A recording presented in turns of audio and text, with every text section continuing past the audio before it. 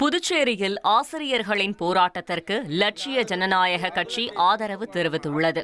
புதுச்சேரி அரசு பள்ளிகளில் ஒப்பந்த அடிப்படையில் பணியாற்றி வரும் ஆசிரியர்களை பணி நிரந்தரம் செய்ய கோரி போராட்டம் நடைபெற்று வருகிறது.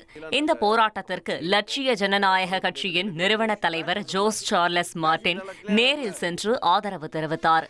கௌரவ விரிவுரையாளர்கள், கௌரவ பட்டதாரி ஆசிரியர்கள், கௌரவ பட்டதாரி மொழி ஆசிரியர்கள் உள்ளிட்ட 292 ஆசிரியர்கள் தங்களை பணி நிரந்தரம் செய்ய கோரி கடந்த ஜனவரி 21ஆம் தேதி முதல் புதுச்சேரி அரசு பள்ளி கல்வித்துறை வளாகத்தில் காலவரையற்ற தொடர் போராட்டத்தில் ஈடுபட்டு வருகின்றனர். இந்நிலையில் போராட்டம் 8வது நாளை கடந்தும் நீடித்து வரும் சூழலில் ஜோஸ் சார்லஸ் மார்டின் பள்ளி கல்வித்துறை வளாகத்திற்கு நேரில் சென்று போராட்டத்தில் ஈடுபட்ட ஆசிரியர்களை சந்தித்தார். அப்போது அவர்களுடைய கோரிக்கைகள் மற்றும் தற்போதைய நிலைமைகள் குறித்து கேட்டறிந்தார்.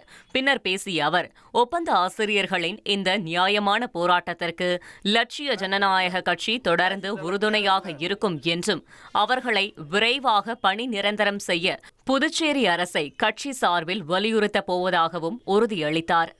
1,26,00,000 மனங்களை வென்ற தந்தி டிவி யூடியூப் சேனல். தவிர்க்க முடியாத தம்ப்நெயில்ஸ், கலக்கலான கான்டென்ட்ஸ். நீங்களும் இந்த குடும்பத்தில் இணைய இப்பவே சப்ஸ்கிரைப் பண்ணுங்க. அசுரபலம் கொண்ட எங்கள் டிஜிட்டல் கரங்களில் உங்கள் விளம்பரங்களை சேர்க்க வாட்ஸ்அப் பண்ணுங்க.